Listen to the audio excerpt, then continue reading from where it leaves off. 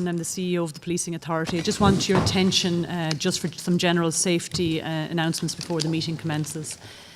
Firstly, just take note of all 4 emergency exits. There's one at the back of the hall at the top of the stairs, one at the back on your right, and there's also 2 on either side of the stage here.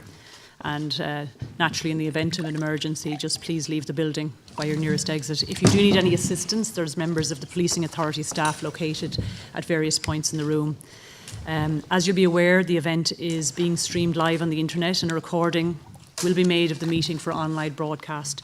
And just in this context, can everyone just check that their mobile phones are switched off or set to airplane so that you don't affect the live streaming? And again, just be aware that anyone present may appear as part of the record. As is normal at our meetings, silence must be observed, and if an attendee needs to leave the room, can you please do so quietly without disturbing the meeting? And as you know from the information on our website in advance of the meeting, today's meeting is an engagement between the authority and the Garda Commissioner, which you're present to observe. Therefore, there'll be no opportunity for anyone else to participate in the meeting. And if you do need to leave at any stage, you can do so through the stairs at the back of the hall. Just one other point, just to draw your attention to the fact that there's a remembrance ceremony at 5 p.m. for a deceased student of the college. So I would ask that as you're leaving, just to try to do so as quietly as possible out of respect. Thank you very much. Thank you, Helen. Balaíra a chuirde agus fáilte ríist. Welcome to the third meeting in public of the Policing Authority with the Garda Commissioner and her senior team. We're a little behind schedule because we were very busy this morning with a very full agenda, so I don't propose to delay any more time with opening remarks. We're continuing our discussion arising and related to the O'Higgins report. And the agenda topics for today are performance, both organisational and individual, and also the question of supervision. And I propose to introduce the members of the authority as I go along in order to save time.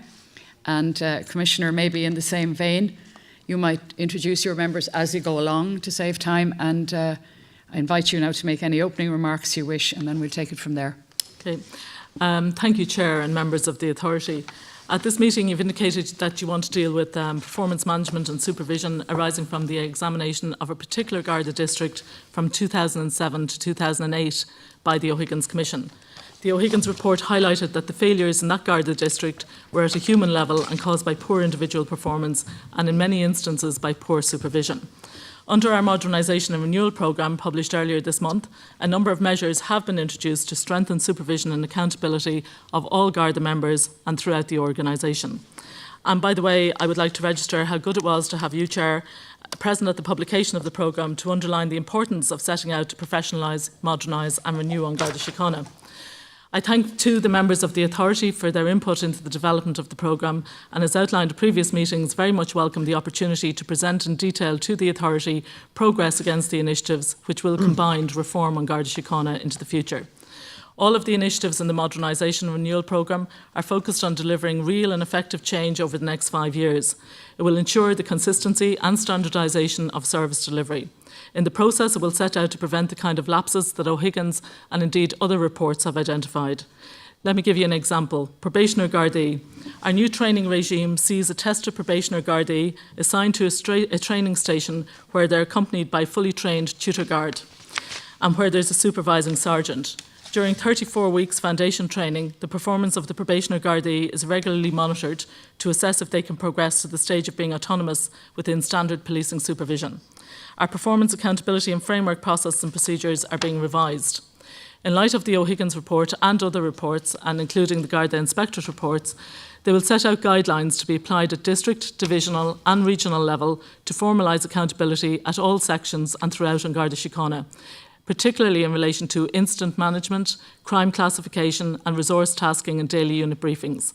These guidelines will ensure consistency of practice across the organisation. PAF meetings also provide opportunities for managers and their people to raise issues and make suggestions on how to achieve key objectives and targets. I know some of the authority members recently sat in a regional PAF meeting and are going to attend others. We very much look forward to your feedback on PAF meetings to see how we can improve them further into the future. We've also introduced improved processes for the management and oversight of incidents on Pulse. This gives supervisors full visibility on how individual incidents are being managed. We've also recently revised our development programme for newly promoted sergeants. The development programme helps develop the skills and abilities for sergeants to manage and lead teams effectively. They're required to take personal responsibility for supporting each member of their team in the investigation of crime and the provision of a high-quality service to the public, particularly victims of crime. A programme of mentoring and coaching has also started at all levels so our members can learn from the experience of others within the organisation on how to fulfil their duty to the highest standard. Under our modernisation and renewal programme, we're strengthening our governance structures to provide increased transparency and accountability and better identify and manage risks. Finally and importantly, supervision requires an appropriate amount of managers at all ranks and grades. Otherwise, supervisors, particularly at local level, become overburdened, which in itself creates risks. Like all public sector bodies over the last number of years, Garda Síochána has seen a significant reduction at supervisory level and indeed right throughout the organisation. For example, the ranks order established posts for 390 inspectors in 2009, but currently we have 240. We're in the process of rebuilding the supervisory level, both officers and civilian managers, and there have been promotions or will be promotions shortly at all ranks and grades, both Garda and civilian members. However, in order to ensure the necessary level of leadership, governance and management of the organisation in what is an increasingly complex operating environment, it is clear that more needs to be done in this area.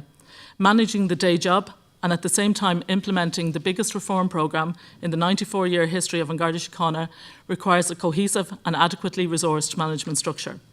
Chair, as you're aware, earlier this week, I wrote to the Secretary-General of the Department of Justice to request the immediate appointment by Government of the remaining panels of 2 Assistant Commissioners, 18 Chief Superintendents and 26 Superintendents selected from recent promotion competitions. These are critical vacancies to ensure the appropriate leadership capacity of the organisation and to ensure the robust governance, management and accountability structures needed to address issues raised by the O'Higgins report and indeed in the 43 recurring reports into Garda Síochána. I've highlighted on several occasions to the Policing Authority during this year the profound risks to the continued effective delivery of policing and security services from the current leadership gaps in the organisation. I very much welcome the authority's recognition of support for filling those critical gaps and recognising the critical necessity for Garda Síochána that needs to be done as quickly as possible. I would ask for the Policing Authority's continued support in ensuring there is ongoing adequate resourcing at the supervisory management and leadership level so that we can provide the best possible service to the public. Thank you, Chairperson. I would like to take the opportunity to once again thank the members of the Policing Authority for their support for the modernisation and renewal programme and the improvements it will bring to the delivery of policing services to the communities of this state. Thank you, Commissioner.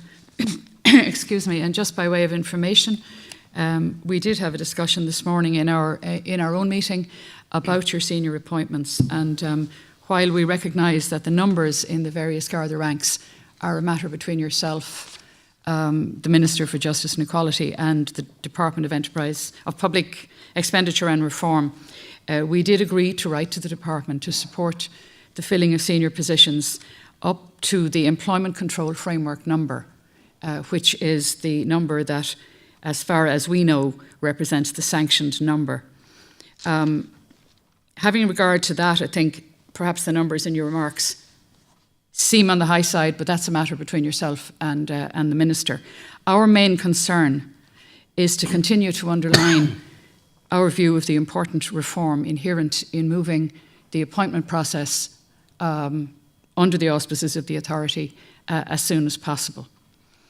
And having regard to today's discussion, I think the point you make about the connection between filling gaps in your senior leadership team and performance is extremely well made, and we would endorse that point. And I suppose we would further go on to say that the supervision, leadership, etc., is only part of the discussion. The other part of the discussion is having good systems and good processes and procedures to ensure that performance is actually measured.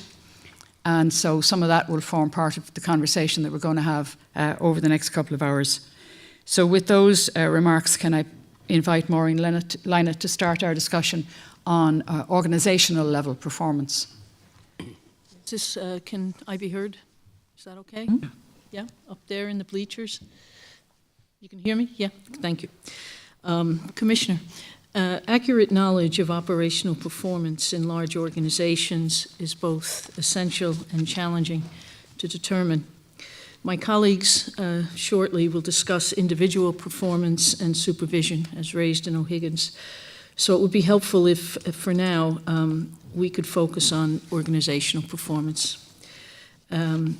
As Commissioner, how do you assure yourself that you have an accurate understanding of those sections of the Garda or specific aspects of police work throughout the service that represent good performance and those that do not? Absolutely. There's, policing and security, and as the agency responsible for the dual services of policing and security, it's a very, very complex and very multi-layered responsibility. And that's why it is so important to have a proper organisational structure in place to be able to assure myself as Commissioner, but also as Accounting Officer, that the necessary safeguards are in place and the delivery against those performance objectives is there. And in our modernisation and renewal programme, you will see that we've set out a very comprehensive organisational structure based on best governance principles. And to make sure that on the governance and accountability side, what Deputy Commissioner O'Coulon is responsible for, and also Deputy Commissioner Toomey isn't here today, but on the policing and security side, and indeed when our new Chief Administrative Officer, Mr Nugent, commences duty on the 2nd of August, that on the organisational side. But down throughout the organisation, the management layers that are there allow us at our various meetings to ensure that risks are identified and that they are actioned. And most importantly, what we have done recently is put in a new risk governance framework. And I might ask Deputy Commissioner O'Coulon to talk about that, because what that does for us is allows us to identify where in the organisation that there are performance gaps. And as the Chair mentioned, not just performance gaps in terms of individual performance, but where there are systems gaps, where there are structural gaps, and also where there are process gaps. And I might ask Deputy Commissioner O'Coulon first, and then maybe Mr Singh to talk about... Maybe I could just better ring fence what I'm interested in. I know you have a series of things at present and underway in the modernisation programme in dealing with poor individual performance. What I'm interested in knowing is, how do you know, and your top team, that areas of whether it's a unit, a division, a district, an issue like detections, for example, are being handled well, and to what your expectations are throughout the force, and those that are not? So across the whole organization, how do you get feedback and objective information on where, because every organization has the high performers and the low performers and those in the middle, okay? And you can learn from the high ones, you got to deal with the low ones. How do you know this? We have a number of governance reports, and again, maybe just speaking to that specific, I might get Assistant Commissioner Nolan and also Mr Singh to speak about the governance reports and the way that they run up and down through the organisation. Okay, I'd like you to keep it brief and concise if possible, so we make the best use of the time. Thank you. Absolutely, Maureen. I will be brief. Performance is managed within a Garda Síochána at both a national, a regional, divisional and a district basis. District basis being the lowest level of supervisory management. Weekly PAFs, Performance and Accountability Framework meetings, are held, and at those crime is discussed, non-crime incidents, traffic, finance, HR issues, etc. And that is cascaded up to divisional level. And indeed, deviations between different districts are then discussed. If one district has a higher detection rate, or one district has a higher incidence of crime in a particular category, that is discussed, plans are formulated, and indeed there are many examples throughout the organisation of individual divisions being identified as requiring a significant different work, and whether that's in burglaries or in theft from vehicles or other areas like that. Those management levels are supported by the issuing of management reports, which go down to the lowest level in the organisation, identifying both the occurrence levels by month, the detection rates, what areas are up and down, and they're further supported by Mr. Singh's section, which can provide temporal analysis, etc., etc. Okay. Perhaps Mr. Singh would go into more detail on that. Briefly, Mr. Singh, Dr. Singh. So I suppose one of the things I'd say two things here. First of all, there's data that we provide on the crime side. So this is in terms of incidents that have happened and detections. But what we do is our reports are, for a better word, nested. So we can have a national overview, regional, divisional, district. We produce those on a monthly basis, so we can actually have a national overview. We also run weekly reports as well, which go down to divisional, district and sub-district level. So there's a standard flow of data which is coming through, which people can actually compare their current performance against past performance. And within the national reports, we're not only looking at last year's performance, but we look at a longer term trend as well, about how that particular area has been doing over the last 3 years. So there's performance data there, which any particular officer then can compare and contrast within their own particular area. And who's accountable for that? Who's accountable for responding to the performance issues that arise? If I'll just kind of come on to the second bit. And then the second bit is that we recognise that that's, for a better word, outcomes in terms of detections, in terms of incidents. I think one of the things that we'll look at is also developing a kind of a similar report in terms of the processes, because I think we're keen to develop a governance report which looks at how we manage investigations, how we manage the delivery of warrants and summonses. So that's a piece of work that we've got underway now, and which I'm working with ICT to develop. So it's something that we'd like to push as soon as possible. So that would actually give the same national, regional, divisional, district overview of how areas are performing in terms of those metrics. It would be very helpful then if at the performance committee, which you attend with us, if we could see that, Sure. once you have something developed enough to say. Commissioner, then, in your position right now, what do you consider the most difficult performance issues, the 1, 2, or 3, in the Gardaí at this point in time? I think that there are a number of challenges right across the whole range of performance areas, and as I say, because it is very complex and very multi-layered. But I think that there are issues, certainly in terms, you asked a question in terms of the accountabilities. It's very difficult to hold people accountability for performance lapses when we are carrying so many gaps and when you have people doubling and trebling up responsibilities. So that is one of the big risks that I see at the moment, and probably one of the profound risks in terms of ensuring actual accountability from individual. You asked the question, where does the accountability, and as Jack has identified, it rests with district officer, it rests with chief superintendent, and also with the regional If you could commissioner. just try to describe for me what you consider, on your list, the things you have to worry about, what do you think are the most severe, serious, I suppose, performance issues you have, separate from resource?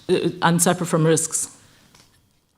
Or is it risks or performance issues? Performance issues. I think, again, which are themselves a risk if yes, they're not absolutely. dealt with. And I think the big performance issues for us in terms of risk, as I say, are the gaps that we're carrying at the moment, and ensuring that people can actually be equipped and resourced to do the job properly. And I think that's a very significant risk. In terms of ensuring the performance and accountability of individuals, as Mr. Singh has said, thankfully the CSO stats yesterday will show a very significant reduction, for example, in property crime, over 36% against this time last year. But one of the concerns that we would have then are around the detection rates and how we can increase those detection rates and ensure that there are measures in place to make sure that we're increasing detection rates. So would you see that as one of the major performance issues in the Gardaí at this time? That's really what I'm trying to get at. Every organisation has performance issues in some area, not some created externally, some internally. I think there are a number of things, and again, they've been identified in recent reports. So one of the concerns I would have particularly is around accuracy of recording. And again, we're doing a lot of work in Mr. Singh's area with the Central Statistics Office in ensuring that that is happening and making sure that there are accountabilities around the accuracy of recording. And we've introduced a number of systems to ensure that we have monitoring of that. But again, what we require there is making sure that the leadership interventions are in place to, as early as possible, identify that. And Mr. Singh can speak to the measures that we have. It's very extensive work. I would just kind of, We'll get to that. No, I was just kind of saying in terms of the priorities, I think some of those priorities are actually set out already within our strategic plan, which is the draft strategic plan. So it is around detections, it is around the reduction of incidents, but it's also around support for victims as well. So we have, So those are your kind of 1, 2, 3 performance issues. I think there's another very significant one which arose from our public attitude survey, and that is, even though a year ago we set up victims' offices, we have to look at the satisfaction rates of victims. Yeah. And again, we're taking action there by having victim focus groups and making sure that we are there, because as Mr. Singh has said, our policing plan sets out our key priorities. Yeah. So, for example, increasing detection rates, reducing crime. We're very thankful that crime is reducing and Operation Thor has been very successful. But also in ensuring that we are being victim-centred and providing victims. I know at the last meeting, Vicky had raised issues in relation to how we're assuring ourselves about victim satisfaction rates, and we have a number of measures in place to do that.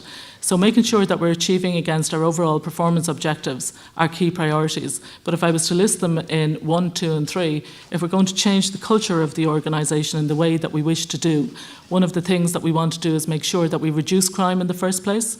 So our crime prevention initiatives, as I say, Operation Thor has been successful there. But at the same time as reducing crime, we want to make sure that we optimise all of the available technology and tools to us to increase our detection rates, and how we do that, and how we make sure that those crimes are actually dealt with, and then managing and supporting the victim. If people do become a victim of crime, that they are supported throughout that. Thank you.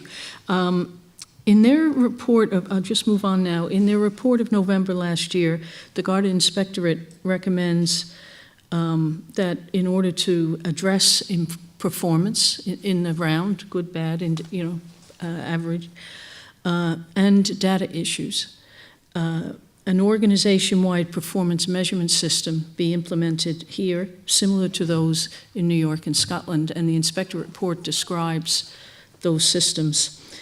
And they call it a robust, intrusive organization performance review process. So it's not of individuals, it is how an organization functions.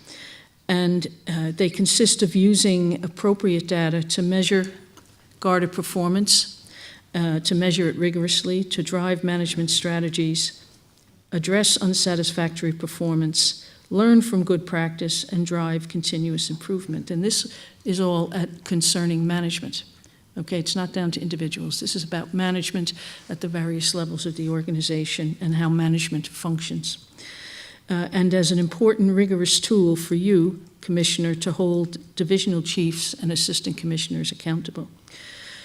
So that's in the inspectorate report. When will such a performance system be operating? And what type of model will you use? We can explain the model. We're very familiar with the ComStat model, for example, in New York, and particularly ComStat 2. We have looked at various models right across various jurisdictions, and the model that we use at the moment can probably best be explained. Again, I know that Jack and Gertrude have touched off some of this, but if I get Jack to explain the systems as it goes down through the various layers of the organisation and back up, very similar to the ComStat model. And may I ask a question? As you know, the ComStat model requires a regular gathering or forum of those accountable for delivery, for overseeing and managing police services in New York. And it's held amongst peers, their peer as chief superintendents or assistant commissioners, and led by the commissioner or the deputy commissioner in New York. Is that will it consist of that? I'm trying to see if your program is going to be at that central organization holding of accountability of senior officers. Yes, it is, and we can get Assistant Commissioner to okay. So it's not in place yet, but you're putting it in place. No, we have a structure in place. What we don't have is the technological solution that they would have, for example, such as ComStat, but we do have a number of governance reports that actually do that. Okay, and perhaps, Maureen, I can assist there. On a monthly basis, the Commissioner holds a management meeting which focuses on the key operational challenges that the organisation faces, from crime, from national security, from traffic, from HR, finance issues, etc. And they are dealt with in detail. And indeed, both Vicky and Valerie would have seen a regional version of that. You mean the PAF? The PAF. Yeah, but that's not the kind of organisation-wide system that Scotland and New York have. Those are crime management systems in local levels. Not essentially so. Well, that's Maureen. what the inspectorate, much more. the inspectorate report calls it that. And so be it, but what happens is there are many more things other than crime that are discussed. As I said, finance is discussed, HR issues, fleet accommodation issues, discipline issues. Many of those issues are discussed, and indeed in significant detail at both the Commissioners' Management Meeting and at the regional management meetings. What I think the Inspectorate may be referring to are the more detailed level performance and accountability framework meetings that happen at divisional and indeed district level, which drills down into the very detail of individual cases, of individual incidents, and of individual plans to deal with matters. Okay, because I've been told I've only got 3 minutes left, I still have one more question, Sure. but I want to ask you about this system. Is there, at what point, Commissioner, is there your forum for holding senior officers accountable for the functioning of what's under them? We have 2 management meetings a month. One which deals with, as Jack has said, so obviously we deal with policing and security issues, then we deal with the organisational wide issues, and then we have a second management meeting month which is rotated around the country, and at those meetings we have all of the senior managers are there, both the Garda managers and the civilian managers, and we deal with particularly around the modernisation and renewal programme and the achieving the objectives achieving the outcomes against those objectives of the modernisation and renewal programme. And you hold your Yes. team accountable for their area of responsibility. And as I say, one of the big difficulties, and you asked me the risks, is because people are carrying so many portfolios at the moment, it is very difficult when you have somebody who's managing a number of portfolios. Yeah, that's accepted, yeah. Finally, given the annual policing plan is evolving, as in our meetings, Jack and Gertjan, with targets and measures for the future, would you consider regularly publishing the performance results, the results of your monthly policing plan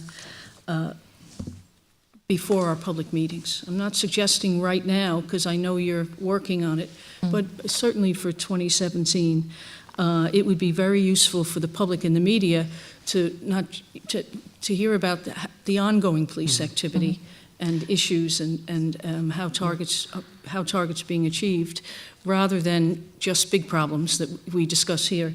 And it's also a very publishing results is also a very productive way to get people to concentrate, as you know.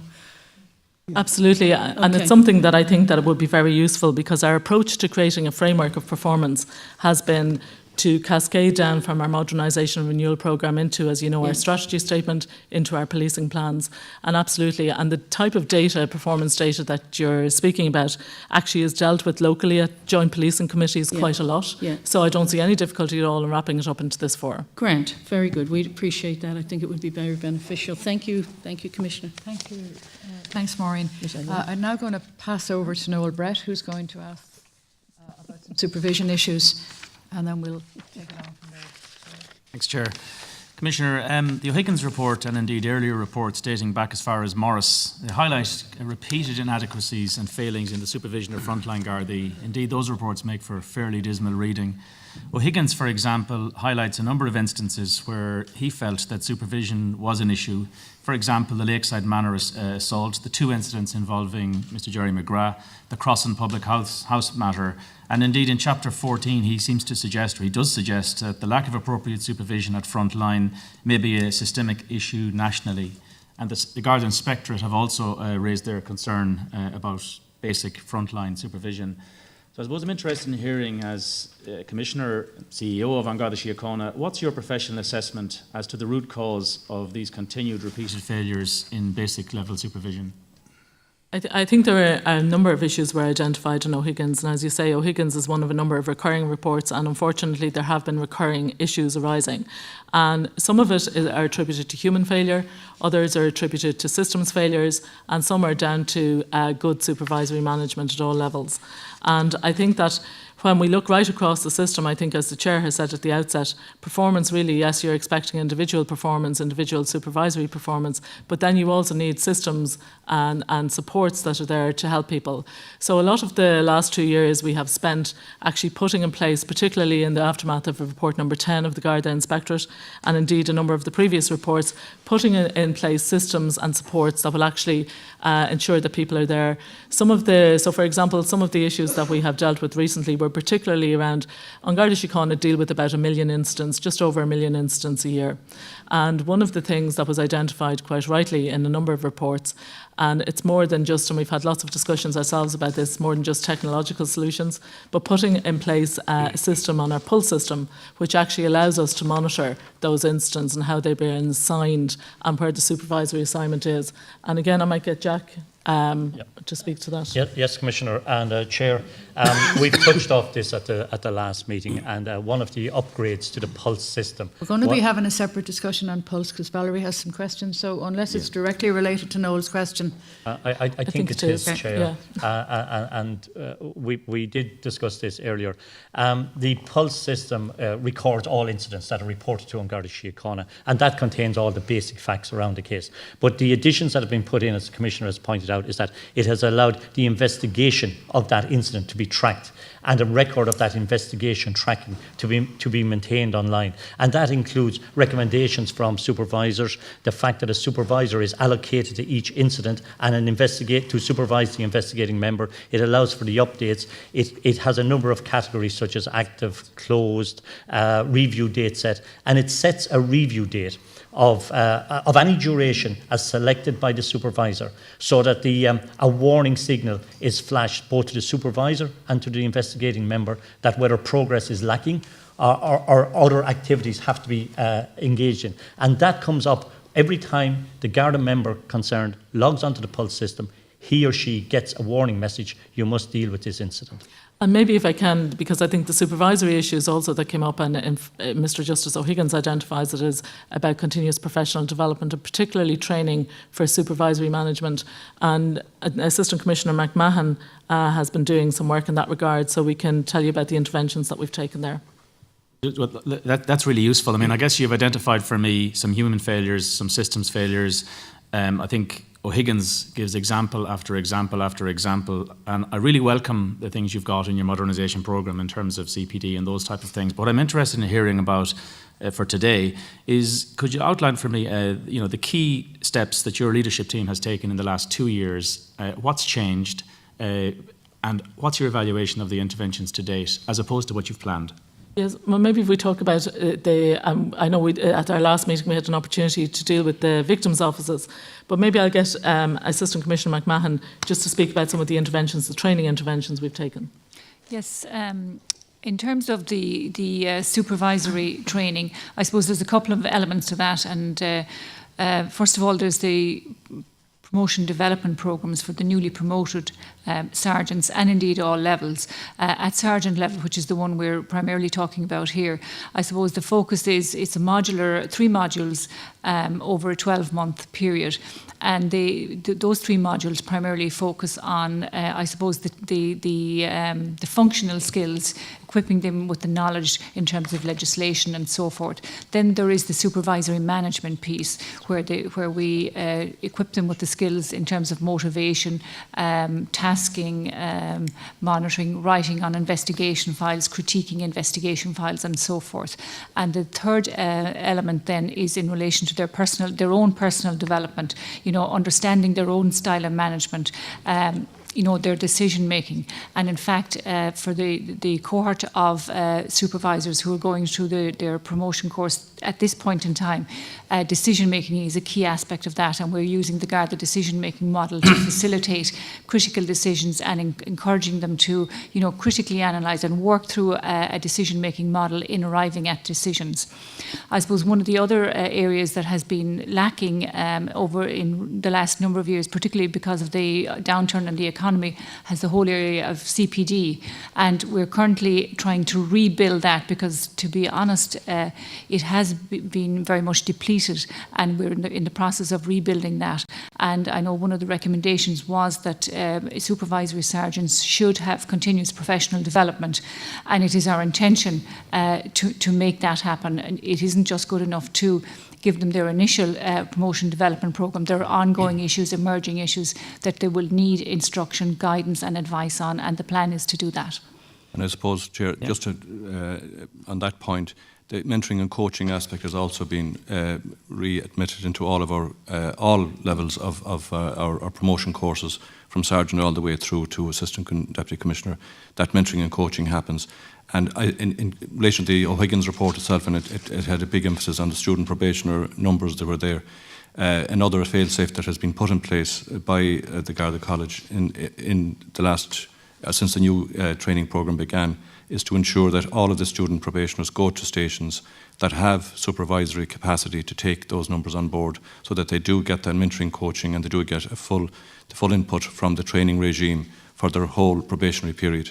So that's another fail-safe that has been put in place. Thank you. Well, if we take that role of sergeant as you've outlined it there, and we maybe think about the 2013 Garda Inspectorate report on frontline supervision, or we think of the numerous examples that O'Higgins gave us, could you talk to us about what, if any, review Garda management have done about the role of sergeant, and what steps you have taken to date, and what you have planned to ensure that frontline officers, frontline Gardaí, are supervised more, and that more of a sergeant's day-to-day time, operational time on each tour of duty, is spent out there with the men and women doing a very difficult job and providing frontline supervision and mentoring right across the day? Well, I suppose apart from what we've just mentioned in relation to the mentoring and coaching and the training aspect, we are focusing as well to ensure that, from the very beginning, that all ranks would be getting a continuous input from their own management line in relation to where the deficits they perceive to be across the board, so that if there's a systemic issue emerging, then that we can pick it up at national level and ensure that we can tweak and change whatever needs to be changed. As part of the modernisation programme, you'd have seen that there's going to be an organisation structure and design initiative carried out. A huge aspect of that will be to define roles and responsibilities of all ranks, and we hope to use that particular opportunity to ensure that we redefine those roles and that we can put an emphasis on where those deficits were in the past in relation to lack of proper supervision, and ensuring that people are fully aware of what their rank and role is as they enter it, and that they have to live up to that through a probationary period. I think some of the issues that we identified as priorities in the modernisation and renewal programme, speaking to the Inspectorate's reports, and particularly, as Donald has said, is around the Organisational Design Initiative, which sounds like a very fancy title, but that's actually how the organisation is organised, and exactly that, where the spreads. We're going to very much contribute to that with the census data. Firstly, the small area population stats, which will be available this year, and then the census data, because there has been a huge shift in demographic and about the service delivery model. But I think complementary to that is some work that Mr Mulligan and Chief Superintendent McLaughlin are doing in HR on a workforce plan, because the Inspectorate identified a number of positions which they felt, and we've raised this with the Inspectorate, which they identified that people could be released to frontline duties, and indeed some cases sergeants. So part of the workforce plan is identifying those roles. We're working very closely with the Garda Inspectorate. There is a recognition now that the numbers that were identified may not actually, they're in roles that cannot be immediately released to frontline. But I think Mr Mulligan can speak to the one of our plan. strategic objectives in our draft plan for HR is workforce planning. It's something that we haven't ever done in depth in the organisation, pretty similar, I think, to most of the public sector, but it's something in the last number of years which has been done. So we're now going to do the same type of thing, and we're talking about really getting in depth, going out, having a look at what exactly all of our staff, not just sergeants, but all of our civilian staff and our Garda staff, what they're actually doing out in the stations and in the specialist areas and the administrative areas, having a look at the skills, the jobs they should be doing, what skills are necessary, and obviously there'll be a gap analysis done on that. So that's one of the things we intend on doing. Also, and Maureen mentioned it earlier, is performance management. And we don't have it at the moment in the organisation, but it is our intention to bring it in for both sworn members and civilian members. And one of the advantages of bringing in performance management is role profile. So that'll also feed into that in relation to the different roles right across. Thank you. I really look forward to hearing about the performance management as it evolves. But can I loop back again just to this supervisory role of the sergeant, the frontline supervision? Do you currently monitor and measure the amount of time that each sergeant spends on each tour of duty in terms of frontline supervision? And what are your plans, perhaps even including more civilianisation, to free up those first-line supervisors? So I'm just interested in how you measure how much supervision actually takes place and what you can do to increase that amount of time. Absolutely, and it's something, I suppose, again, looking at the technological solutions, and as I say, this is a combination of people, systems and processes. And some of our org design initiative will actually look at how do we streamline the processes. And the Garda inspector quite rightly identified a lot of very bureaucratic processes, so we've already begun the process of actually flattening those down. But the approach that we're adopting to filling the positions as part of our workforce plan is it's a principle of civilian by default. So in other words, if there is a position that can be filled by somebody that doesn't need Garda powers or doesn't need, and I think an important differentiation is professional policing experience, that then becomes a position that we fill by a civilian member. And we're very delighted recently that the ECF on the civilian side, we got some relief on that, which allows us, because as you know, we have not been able to hire civilians since back in 2009. So we're delighted that, and actually we prioritised again in terms of hiring some of the analysts.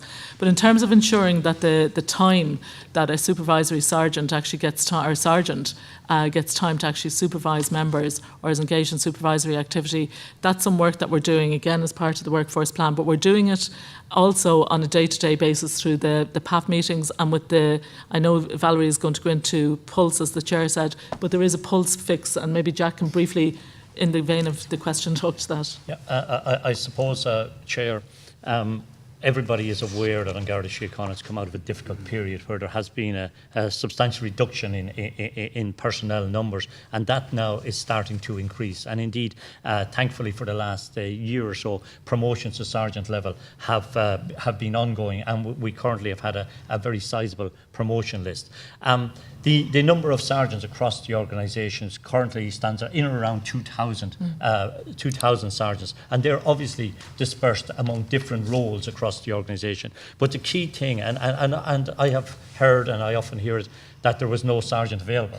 But by and large, people are talking about there was no uniform sergeant available. But there are other sergeants working in districts, and we have many examples of both the detective sergeant, the traffic corps sergeant, perhaps a sergeant, a juvenile liaison officer, or indeed a sergeant in an administrative role, who can actually fulfil that supervisory role. And a key element of our response in very difficult times has been to utilise sergeants in that fashion to maximise supervisory time and supervisory capability.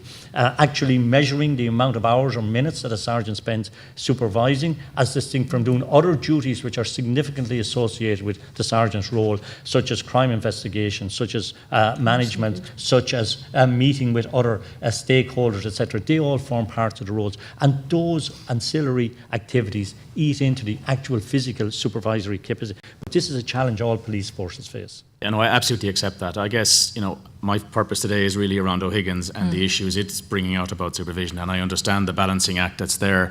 In any large organisation, I guess, it's important that good performance is acknowledged, and I think every single one of us on this side accept and acknowledge and applaud the good men and women that are out there doing tremendous work, morning, noon and night. It's very important that good performance is acknowledged and rewarded in any organisation, but it's equally important that poor performance is dealt with and corrected. So could you just explain to us how poor performance and indeed good performance are detected and addressed in Garda Síochána? What happens to the good performers and what happens to those who fail? Well, on a formal basis, the approach that will be introduced very shortly, the PALF, Performance Accountability and Learning Framework, deals clearly with the issue you've identified. When performance is identified, our weak performance is identified, the causes of that weak performance will be addressed, and that's where the learning element comes in, whether that's by way of supports, whether that's by way of additional training, or whether that's by way of advice or mentoring. That's the planned approach. Currently, it's dealt with if it's poor performance relating to the management of a file, relating to the management of an investigation, or relating to the management of customer relations. That's dealt with by way of advice. And if it moves into the area of discipline, the disciplinary regulations apply in relation to how that will be dealt with, and whether that's dealt with on an informal basis or whether it's dealt with by way of a formal investigation. And indeed, those formal investigations are very strenuous and are very detailed, and that's basically it. But I would hasten as a senior manager to say advice, learning, developing, mentoring, that is the best approach to dealing with weaker performance. I think there's also an issue because, as you say, good performance, and there is tremendous work, and I think as Jack has highlighted, we have taken very significant reductions over the last number of years, and I think it's a testament to the men and women of Garda Síochána that we have the results that we have, both from an operational perspective but also from an organisational perspective. And you know that there is tireless work going on, and making sure that that work is actually awarded and recognised is really, really important. And we have a local award system whereby the divisional, the chief superintendent or indeed the superintendent can recognise somebody's performance. But it's something that we have committed to in our modernisation and renewal programme. So making that actually more part of our, obviously we have bravery awards because unfortunately we have people who have to put themselves literally in the line of fire and perform very courageous acts. We have a number of bravery awards, including up to and including the Scott Medal for Bravery. So recognising those, what we do at the moment is we have different divisional advisory boards, we have different awards, but we want to bring it together into a national perspective. So at our graduation ceremonies, now that recruitment has started again, that actually people are brought together and they are recognised with their families for actually going above and beyond the line of duty. And that's everything, and it's not always just operational, everything from divisional safety reps. And recently we had people who came back from overseas duty with the UN, and we present them with a citation and just recognising their service overseas for the state.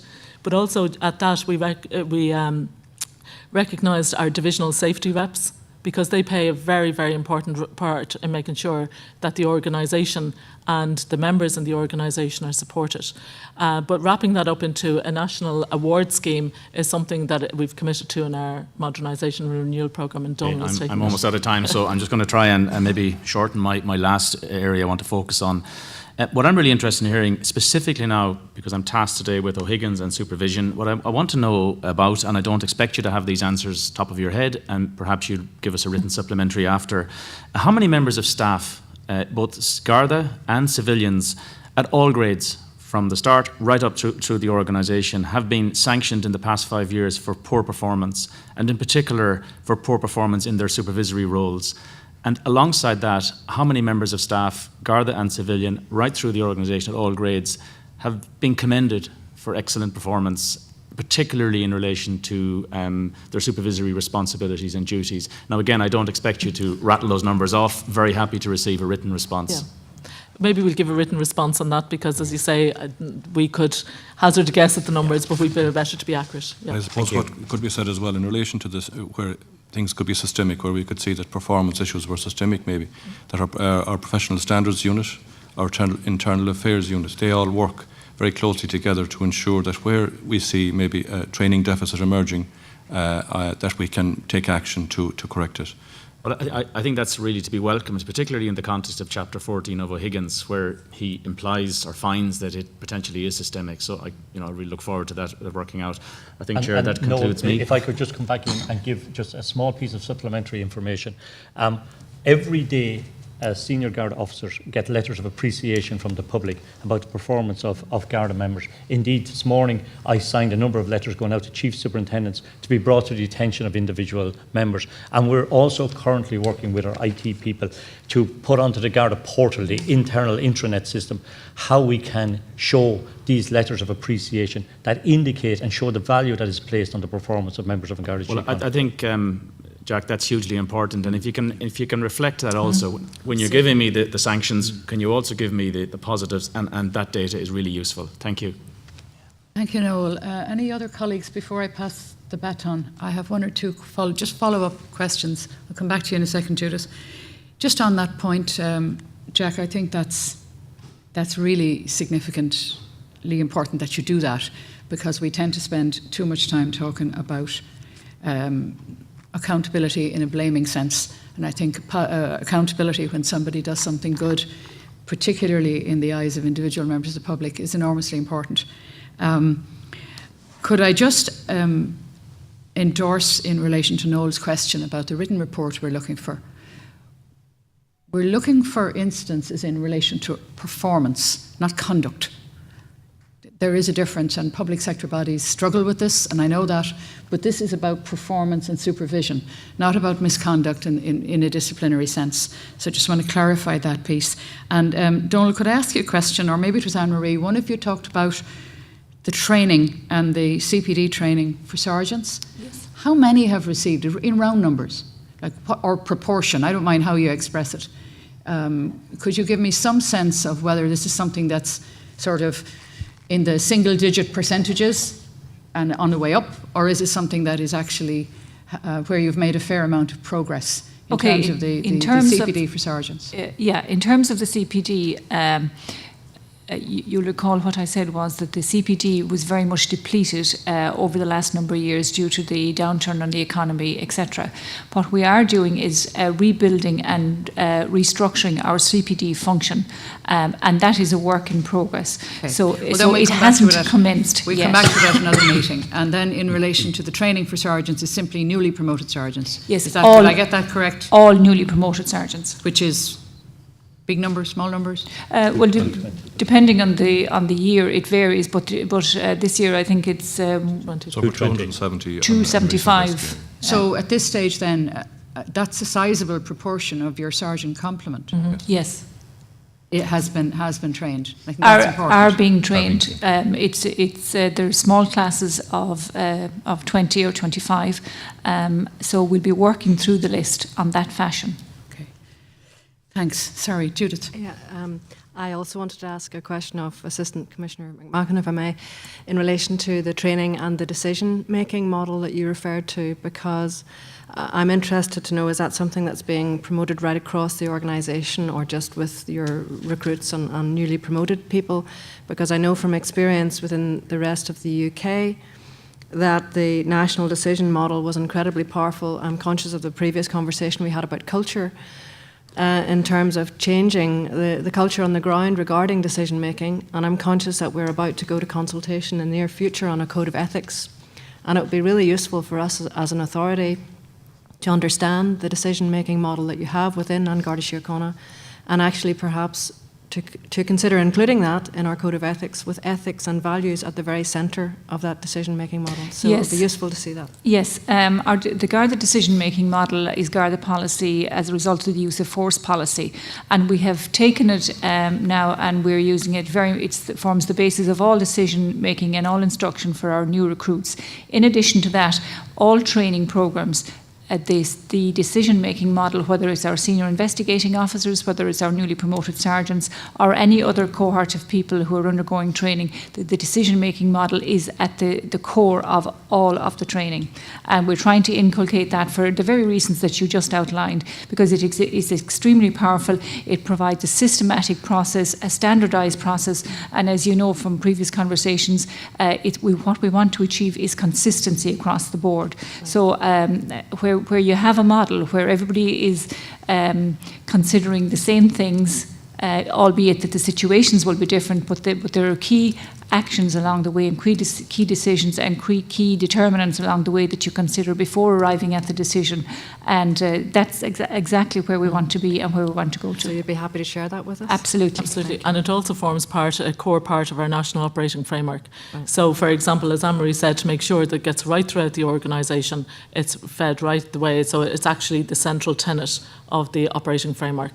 And that means that everybody applies it in a consistent way. And I think one of the best and most tangible examples of it is the principles are applied in Operation Thor and all of our anti-crime initiatives as well. Thank you.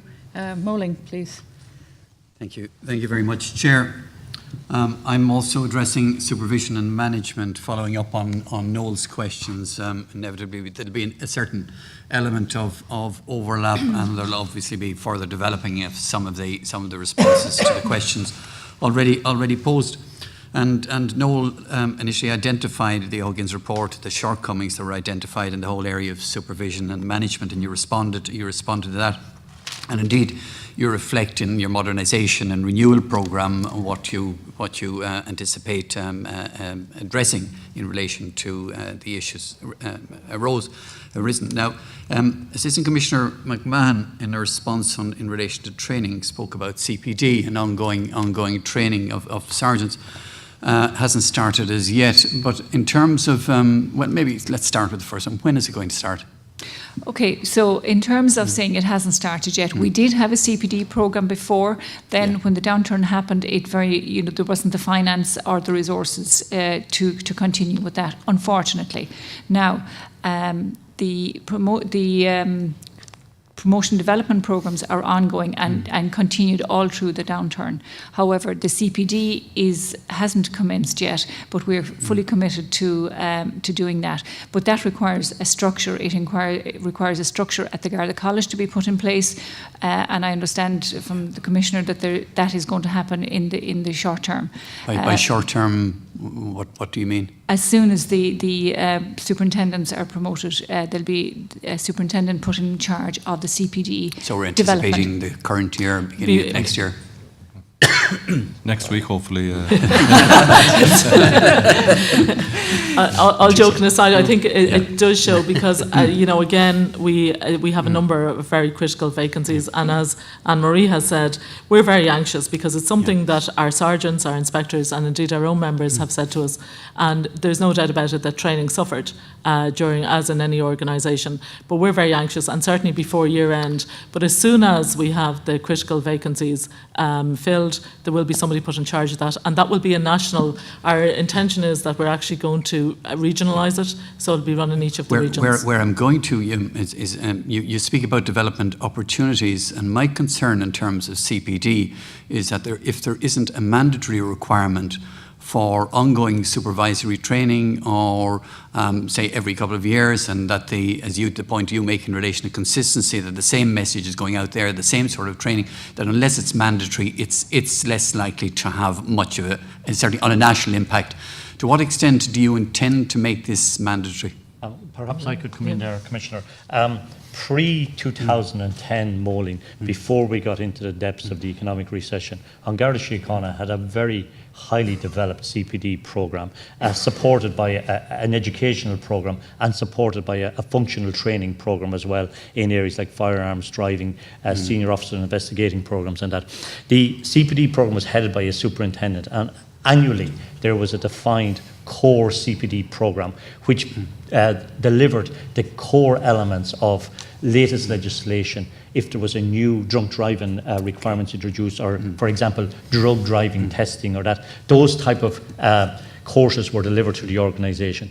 That network was in every divisional headquarter station, headed by a sergeant and supported by other staff. Now they also had to manage the learning and training requirements of probation or Gardaí at the same time, and that level of training was delivered. Attendance was not compulsory.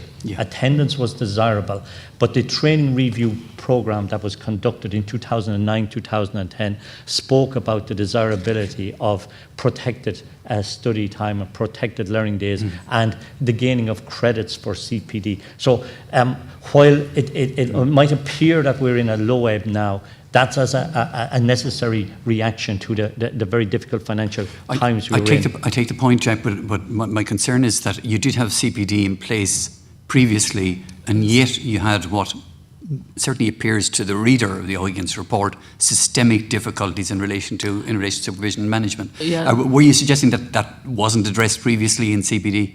No, I'm not addressing that.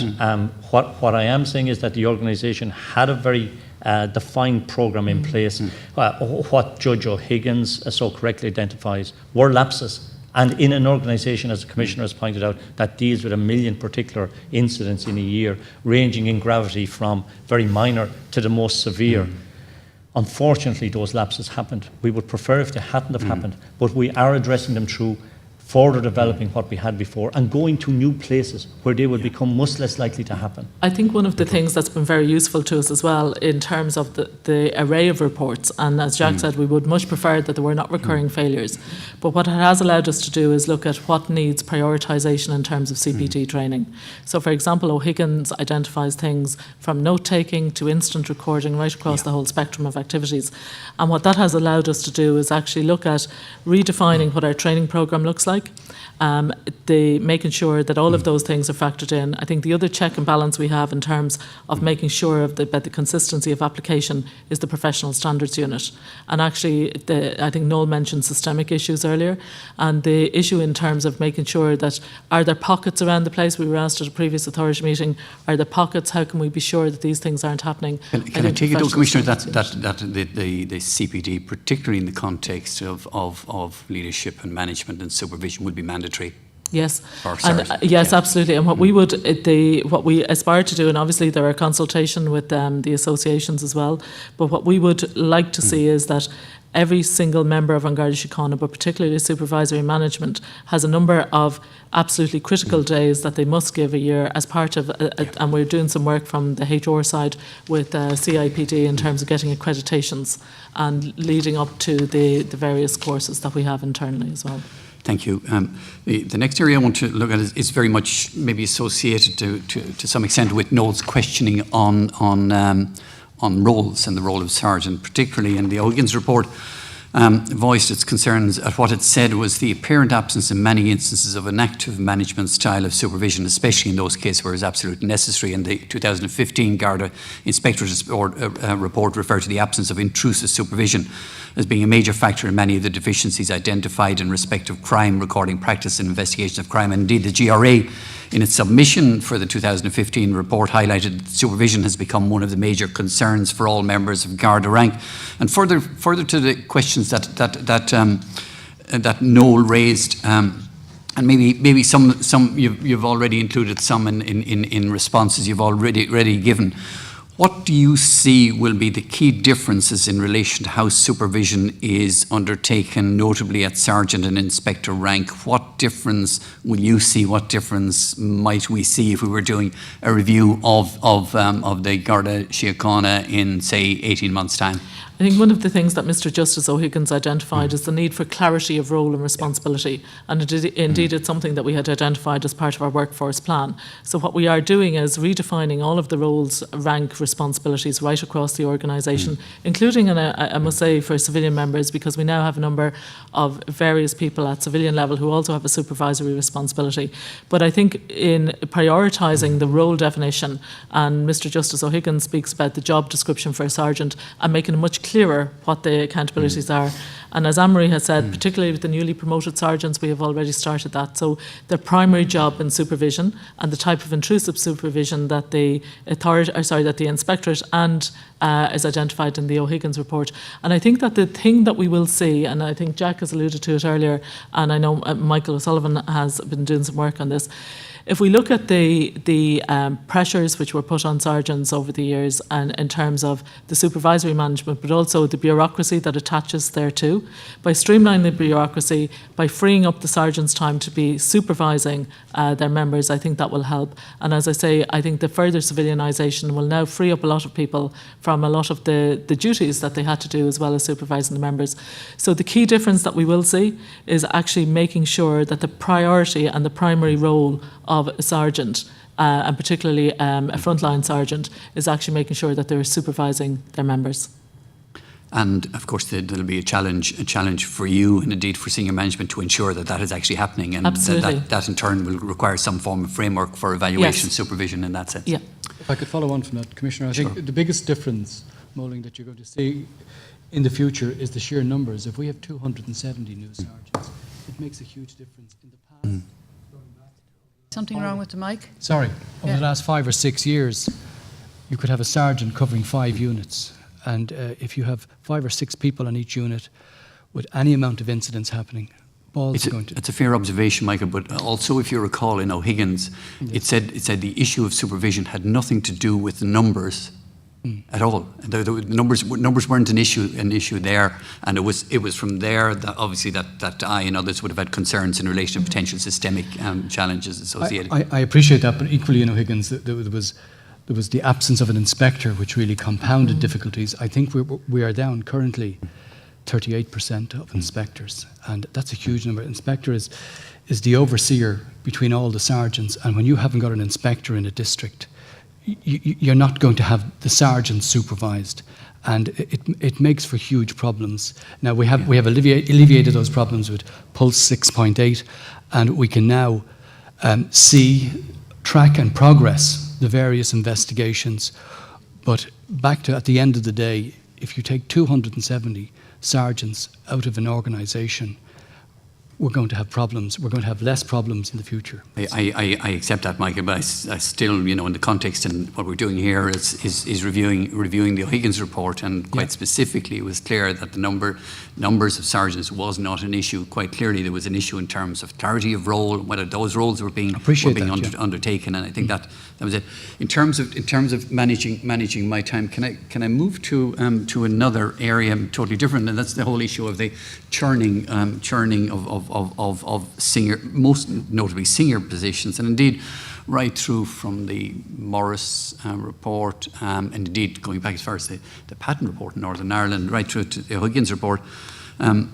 Higgins report specifically expressed serious concerns in relation to the constant churn of senior grades, notably superintendents, and specifically stated it's very doubtful that a tenure of 18 months or 2 years at superintendent level is conducive to the stability, consistency, intimate local knowledge and leadership which is needed in a Garda district and which may be legitimately expected by the communities being served by the force.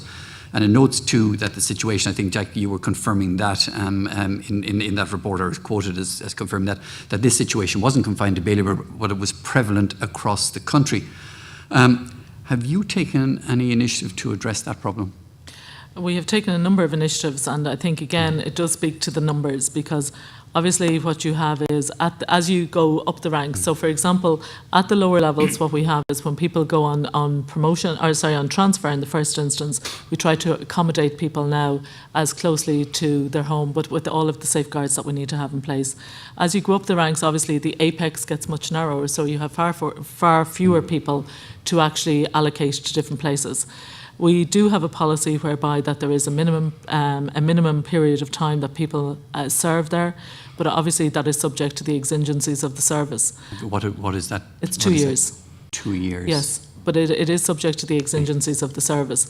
And by necessity, what you will have is you will have people that need to be moved, and also you must keep the flexibility and mobility of individuals as well, because there will be different things will arise in different places.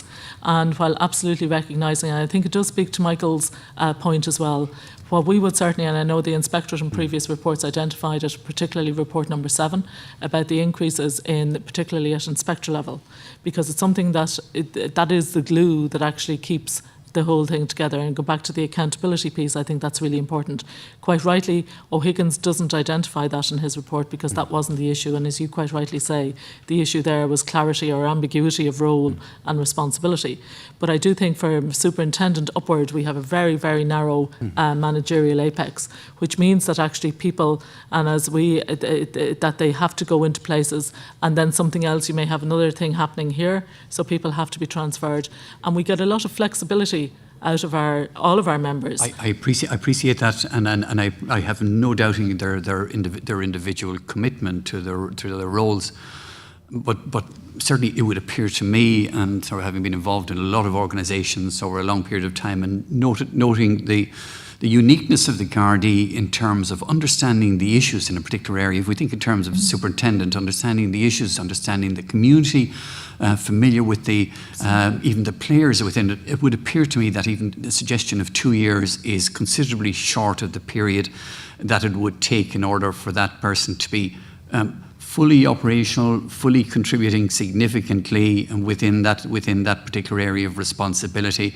I would think people would be disappointed at a suggestion that 2 years might be an acceptable period of time. I think a feature of recent transfers is that it's becoming more regionalised. We're doing our best to develop local talent. And I think since people can see that they have a chance of developing their careers relatively close to home, that we're going to get more people coming forward, going for promotion, which gives the Commissioner then the option of leaving people fairly close to their, I suppose, to the district where they're developed. But I think it's also very important to state that people would leave where they were formed and go away for some time in order to get another perspective and come back. And all of that, it's a complex picture, but I think there have been improvements in that area. I think there are more people coming forward now, and signs by all of the inspectors at the moment that are going for the rank, that went for the rank of superintendent. All of the sergeants are going for inspector. There are more people now willing to put their name forward. Good, talented people. I accept that. I still, and I think the policing authority would have a considerable concern that there remains a policy in place which supports the criticism that O'Higgins and Morris and various other reports have identified as an issue in terms of the performance of the Gardaí as a whole. It doesn't seem to me from your response, Donald, that there is a response either proposed. Well, there's a broad issue in terms of hoping that more people are confident that more people will apply, and that will give you a greater pool, and as a consequence of having a regional focus, that you'll have a greater number of people in place. It still seems to me to be sort of rather iffy and rather vague in relation to when we might expect that this, what to my mind, I can't remember, I think it was 12 months, 18 months, 6 months were the periods superintendents were in place, were in place as reported by O'Higgins. And I acknowledge fully the difficult personal circumstances that people might face, but from an organisational perspective and a performance perspective, it seems to me to be a serious issue. I think it also needs to be linked in to the ranks order and the numbers, because if you have adequate numbers of people, so in terms of the ranks order, and part of our org design piece will actually identify what that looks like for the future. But in the current state, as of 2009, there was a ranks order, which allowed for sufficient people to be there to actually be able to be allocated to various areas and to stay there for a period of time. I think we also have to factor in, but we will certainly take it away and look at it, because at the moment we have to factor in what the age profile is, and that people are actually rotating, and when retirements come, there may be a different pressure in a different area. And when you have a limited number of people that you can actually rotate around, you put them to the area of greatest need. And that doesn't, I absolutely agree, it's not conducive to building strong relationships. But I do think it gives a degree of flexibility. And I think also the demand-led nature of policing and the organisational demands that are placed means that you must have that flexibility. And in terms of the Commissioner's control and direction of the force, that has to be inbuilt. I accept the need for flexibility. All I can say is that it's something we'll come back to, but it is something that the authority does have concerns. Can I just add, Molan, just very briefly, we do have it in our strategy that we will review our mobility, our promotions and our transfer policy. So we actually have a commitment of that in the strategy. Yeah, and we're very happy to take the views of the authority on board in that. Yeah. I'd like to have some timelines associated with that. If I might, very briefly, in the final 2 minutes that I've got, Commissioner, and back to the issue of performance management, and obviously there was a concern about the absence of a structured performance management system, and thank you for the details in relation to the initiatives that you've taken in that particular area. But if you recall in O'Higgins, the concern they expressed was that firstly it had been developed and was introduced on a pilot basis in 2012 in 3 specific areas.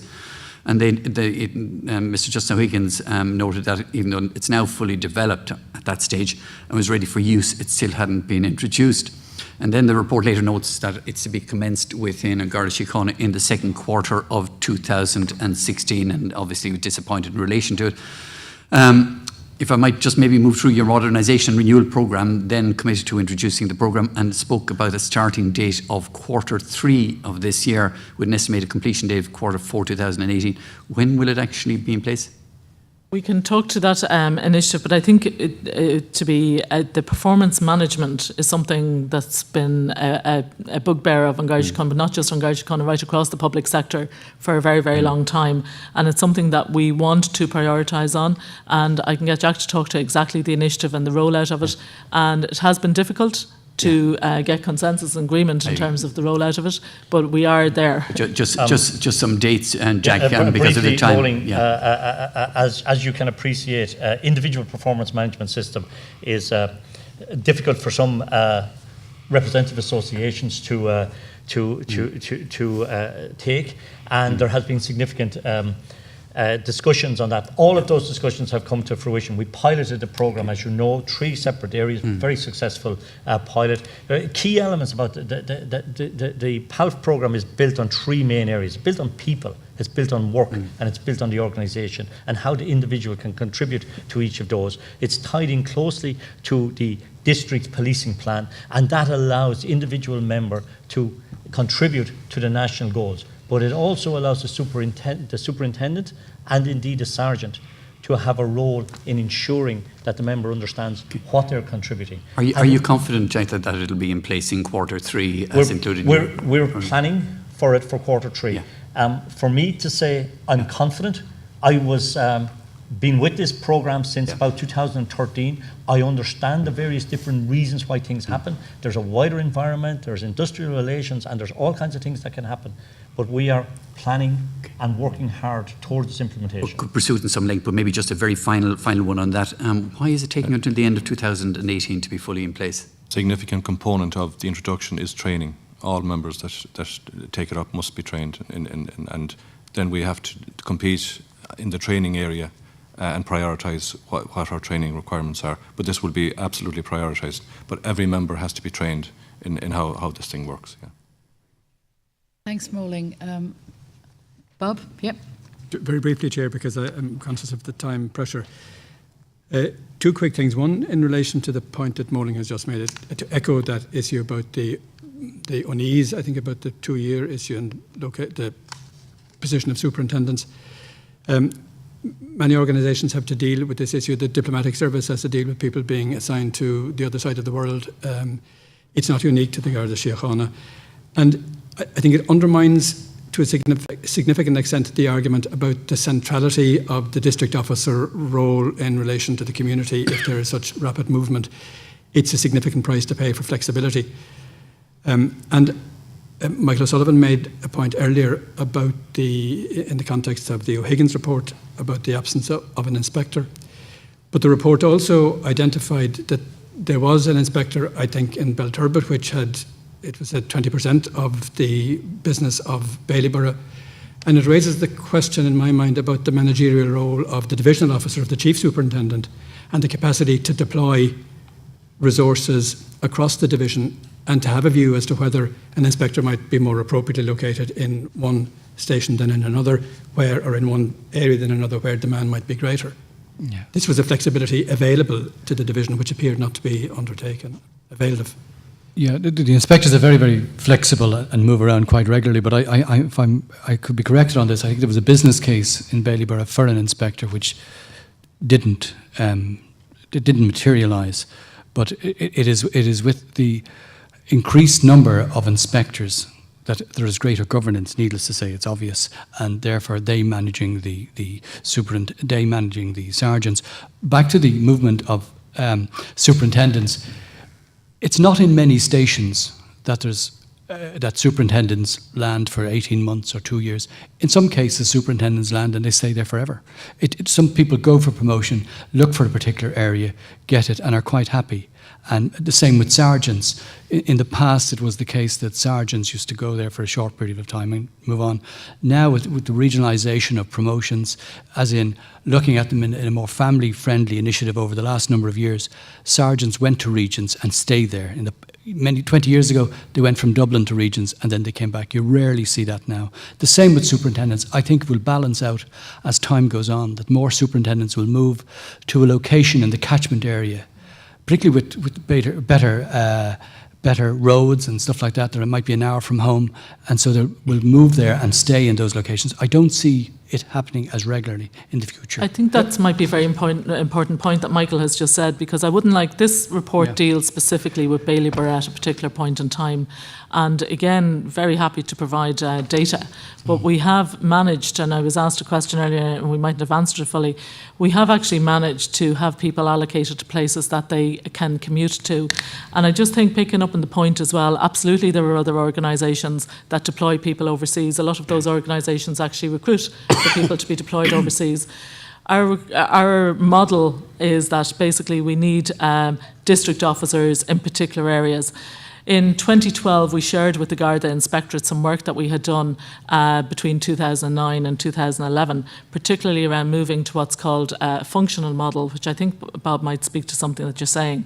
And that is reflected in report number 11 of the Garda Inspectorate in terms of what we call divisional hubs. At the moment, absolutely, chief superintendents can move inspectors. What we see in the future is that you actually have a divisional hub where you have functional responsibility shared, so matrix management type of organisation, where you have functional responsibility shared amongst a group of superintendents and indeed civilian business managers who are there, but that the superintendent would also have responsibility, because the district officer is back to Molling's point, is a very important part of the community, particularly in terms of community engagement and public safety. They have a critical role to play there in liaising with local stakeholders, local communities, very, very important role, supported by their team. But in the functional model, what we would see very much is that basically there will be far more flexibility. People will still work from an area which is their district area, but much more movement around between them and responsibility for functional, back to Maureen's point earlier on, in terms of organisational performance. They will have specific responsibilities there, and they will be rotated between those functional models to give them the breadth and the depth of experience that they need. And I think that that's going to lend itself to great, back to Alan's point about our workforce plan, that's where the flexibility and mobility is built into it. And particularly at that level, what you need is people that have, back to the organisational wide issues in a divisional and a regional area. In the regional area, our proposition under our organisational design initiative is actually to have people assigned to a region and to a division as opposed to a district. And it'll be up to the regional commissioner, supported by a HR professional manager, civilian manager, to actually decide on where the greatest need is arising. And it was mentioned earlier, when with the small area population stats and the census data from next year, that will inform that planning for us. I know Vicky wants to ask a question, and Maureen does, and then Valerie. If I could go back to the changes around supervision Microphone of late. You've noted well how the changes both in pulse and training will deal with tracking and monitoring and ensuring that things don't fall through the cracks. But of course there were instances in O'Higgins that hadn't fallen through the cracks. I'm thinking of one case in particular where the supervisor had made requests for information on more than 20 occasions in a 6-month period. So the requests were being made, they just weren't being complied with. So I'm wondering to what extent the changes that are going on both in terms of pulse and training of supervisors will create more of a cultural change whereby supervisors are encouraging their staff to get things right first time, but also, of course, to comply with those orders. Possibly I could come back in there. We've touched off this earlier. The revisions that have been made to the pulse system, whereby the investigating member is nominated and a supervisor is nominated to that incident. It has the ability to track requests for information. It has the ability to give recommendations as to regards the next stage of the investigation. It has the ability for the superintendent to add in his comments or her comments. And then, indeed, this morning I just had a meeting with a superintendent and we went through the process that's applied in a particular district, whereby the sergeant will deal with the individual member and the superintendent then will bring all the supervisory sergeants together and see why is a case moving into the red zone as distinct from the being dealt with, and are there particular reasons why a particular action has not been progressed. So the additional point there is the higher level oversight. Yes. But what about that cultural point about getting it right first time and encouraging members to comply with and orders? ideally, Vicky, I would love to say to you, I'd like to get it right first time. But when you take 1 million incidents, when you take the pressure that individual members are on, particularly when the organisation was downsized to such a level, there's no question there were human frailties and human failings that happened.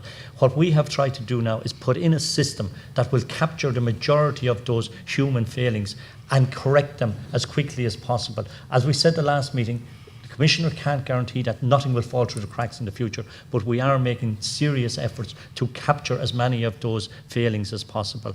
And then ideally, with the investment that's coming in our IT systems, we will be in a much stronger position to deal with incidents like that into the future. I think, Vicky, also the cultural issue is a huge one. And I think, going back, actually, I think it was the Chair said it earlier, around performance. It's moving from a blame to a learning culture. And, you know, the whole focus on continuous improvement, I think that's what's really important. And what's important is in the system identifies where somebody is there. So the approach being from a cultural perspective that basically the difference been rather than laying the blame. And in fairness to Mr. Justice O'Higgins and his report, I think he also identifies I would call it the willing horse syndrome, but overload in terms of specific individuals.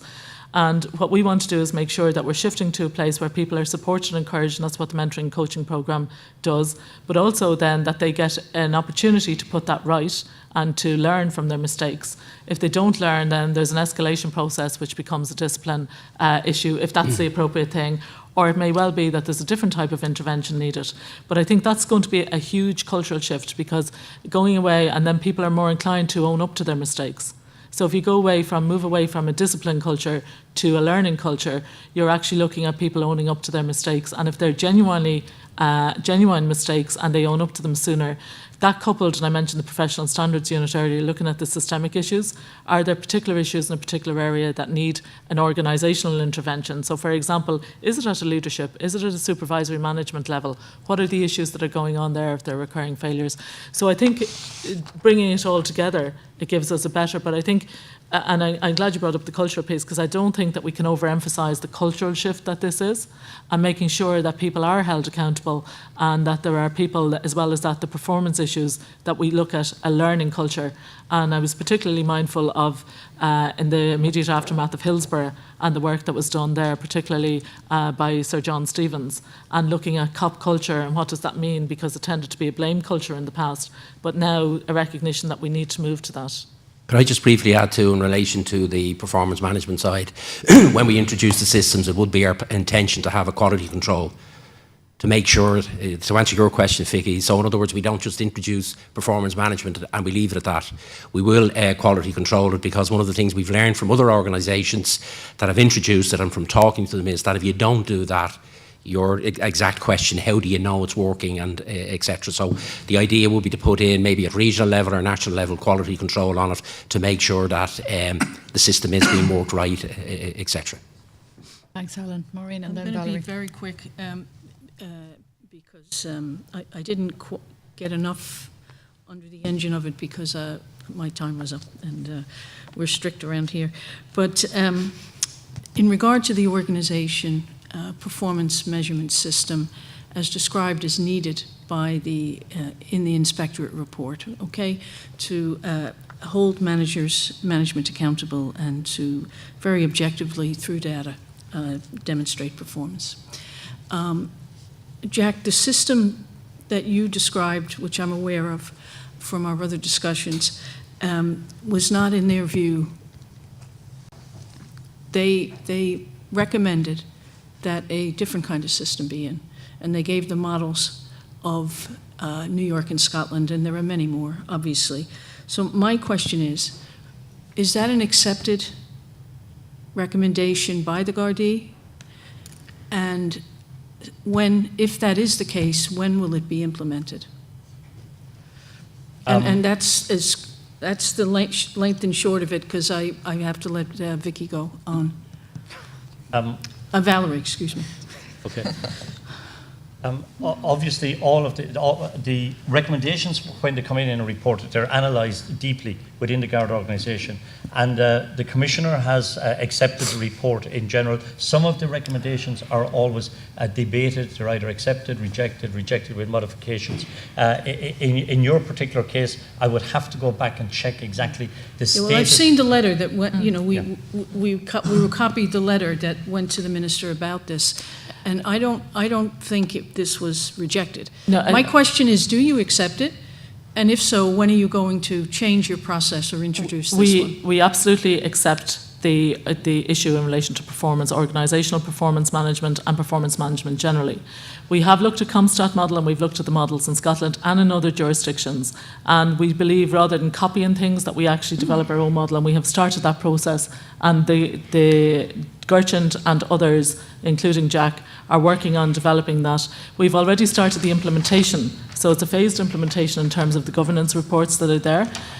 It's very much built on the same principles as the ComStat model, but it's a different type of a dynamic than is needed in New York. It's very different, but the organisational performance metrics are very, very similar. Okay, I mean, that's my question. You have accepted it and you are progressing some development of the one you use to meet what they're saying in it, the concept. We've accepted the concept, absolutely, and the need to implement an organisational performance system. It's going to very much tie into our performance management system. We already have it in a number of ways, and actually the work that's going on is to bring it together in a coherent I'm sorry framework. to interrupt, but I think we'd appreciate if, as you progress that work, we get a briefing on what it's going to consist of. And that would be very easy to do at one of the visits of members to one of the regional performance meetings. No, I'm talking about the organisational one, Jack. Yes. The one that's, and that feeds down. We have the organisational level. It feeds down to the regional, and it's what we call it an organisational dashboard, which covers the key performance but that's areas. what we'd like to see is how you are going to use it at senior management level in regard to holding senior management throughout the organisation accountable and measuring performance in an objective way. All right? Sure. And maybe the place to share it is at the performance update. Thanks, Maureen. Sure. Valerie, I'm very Thanks, sorry. Chair. We'll give you lots of latitude. Not at all. The beauty of going last is I think some of my questions have been addressed already, but Make it easier. that gives me the advantage of being able to drill in a bit further maybe. Commissioner, today I'm interested in building on what you've touched on already in how you use technology and IT systems to manage performance. And you mentioned there the apex of the organisation, and I'm very conscious that the vast majority of the members of Garda Síochána are guards out there and have responsibility to manage their own day and their own agendas and aren't solely relying on a supervisor. And I've heard words used like capture, and maybe that's a Garda word, capturing data. But I'd like to turn the apex upside down and look at how all of what you're talking about in terms of strategy and governance and everything else, how it supports those people on the ground, and also then the inverse, how important it is in terms of, you've talked about performance data, organisational performance data, how critical it is and how heavily it depends on the day-to-day work of the Garda on the ground. I think there was an expression back in the 70s before computers were nearly invented, garbage in, garbage out, and it still applies. So, referring back to O'Higgins, and we don't have to repeat the whole thing, but it is striking that there's several references, of not taking notes properly, not taking notes accurately, and delays. Investigations have started well, but characterised by delay and error. And you can understand too how that might happen, and there could be reasons and distractions. But as Assistant Commissioner Nolan said, the thing is to prevent anything falling through the cracks. And I think any of us, leaving here today, if we went home and found our house was burgled, we would want to know that it wasn't going to fall through the cracks because something, possibly more serious, but because something else happened. So I want to look at three areas in particular. One, looking at ensuring how the individual Garda is following procedures correctly, and how she manages her own workload on the ground, or he. I want to hear. I want to hear then. We'll move on to, and we've touched on this, how you use the data from those systems to review comparative performance across the organisation, but also comparative levels of activity and how you use that data to inform decisions about how you deploy staff, guards operationally or strategically. Okay, so there's a phrase, if I can find it where I wrote down. There was in the O'Higgins report. One of the victims of the crime said, and I'd like to quote her. She said, "Like I said, I don't want anybody in trouble for any reason other than that there is protocol and it should be followed. So do whatever you have to do." Now, I think O'Higgins was then and this is now. And I think we want to know what is it you've done and what's in place now. And not particularly what's in modernisation and renewal, although it's full of absolutely fantastic things, but just what's there now to reassure the authority and reassure the public that this matter has been addressed. Now, I've had the advantage, and not all of my colleagues have had the advantage, and very kindly one of your colleagues gave me a demonstration of the PULSE system, and which I found very reassuring, and you've referred to some of the changes. I just think maybe to bring some colour to it, and this wasn't the question I was going to ask, but just in listening, we referred to PULSE 6.8 and PULSE 6.7 and all the rest of it. Could you describe for me very briefly, if I went home today and my house was burgled and a guard came to my house, how would I be reassured that that matter wasn't going to fall through the cracks, wasn't going to be overtaken by somebody else's bigger burglary, because they have more valuable things than I have, and how that it wouldn't be forgotten in 2 weeks' time, and that it might actually be in the crime stats at the end of the year? And what's the experience of the Garda in that? Well, maybe, and I'll ask Jack maybe to talk through the actual process, but I think the first thing is, because as you quite rightly say, O'Higgins has identified where victims weren't properly serviced by Garda Síochána, and I think it's very important that we again acknowledge, as we did the last day, that that is not acceptable, and we will work very hard to make sure that those things, because everybody who is unfortunate enough to become a victim of crime has an absolute right and an entitlement to have their matter investigated and that they be supported. And to use I think it's a good example actually to use a burglary, and hopefully nothing will happen to your house, but we will use a house and a burglary. And Mick, do you want to come in there? Yeah, just on the subject of... And it's really to give colour for people, because I've seen it, and then I want to come back with it. So very briefly, just step through. What happens when the guard leaves my house? Sure. Yeah. Well, I suppose burglaries are monitored very carefully, not just by PULSE and PULSE 6.8, but there are daily meetings, and if you went... Okay, I'm going to interrupt you just to make less use of time, because I want you to step me through the incident and the steps in the incident, because then I want to come back to the supervisory piece on it. So, because I've seen it, I want to know how a guard, what the guard, she or he, does in the course of following the protocol, and how that doesn't get lost in the system. Valerie, perhaps I'll just take it at the start. Obviously, a phone call to Garda station. Yeah. The incident will be recorded. It will be recorded if it's a command and control district. It will be recorded on the command and control system, and a unit will be dispatched to the scene. They will deal with the incident, taking the particulars, conducting the house inquiries, and Michael can go through all the particular details of that. And can the command and control unit see where all your Gardaí are out there? The command and control units can see where all the units are through a system called AVLPS, Automatic Vehicle and Person Location System. So they're tagged, are they? They flash up on the screen. Now, I've got to put things into context. Yeah. We have command and control in Dublin, Cork, Waterford, Limerick and Galway. The rest of the country is relying on a paper-based system. The paper-based system is called an RC1, and that RC1 is about to be digitised. It's going to be turned into an electronic system that will give us the electronic record. So that's a piece of work in progress under the transformation programme. Okay, so now, the there is guards potential for something to fall through the cracks. I think I anticipate we may have a difficulty with some calls not being recorded. That's the human element. Ideally, we would like to have the whole organisation operating on a command and control system. Okay. We put in proposals in 2008 around this. Okay. It was picked up by the Garda Inspectorate afterwards in report number 7 or 8, I forget which one now. But for financial reasons, that hasn't happened. It is now expected to happen in the next period of time through the modernisation programme.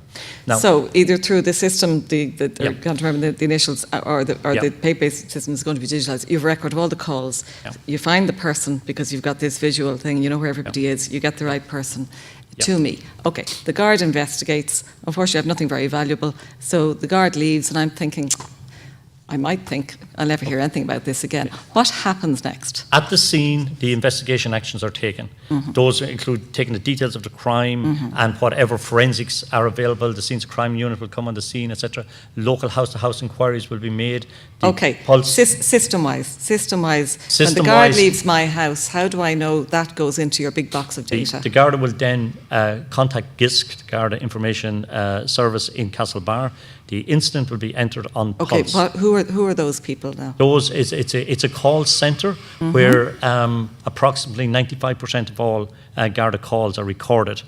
Don't tie me to that actual percentage number. We can get that confirmed for you. So when the guard's written something in a notebook in my house, he gets... The guard will take the details... She gets into the car and she calls... Yep. The guard will take the details in his notebook or her notebook, and then they will contact GISC. GISC will create the incident on Pulse and give the incident number back to the Garda for record purposes. The Garda will then commence its investigation. Is that a change from the time of the O'Higgins report, that they call that in and it gets recorded? No, that's not a change. That should have happened then. What is very much different now is that the investigating member, there has to be an investigating member allocated to every incident as a result of the refinements in Pulse 6.8. And every investigating member must have a nominated supervisor who supervises that incident thereafter. So the guard leaves my house, she calls it into GISC, she's the investigating officer, and is it her sergeant is the supervisor? Her sergeant, yeah, and every member has a nominated sergeant.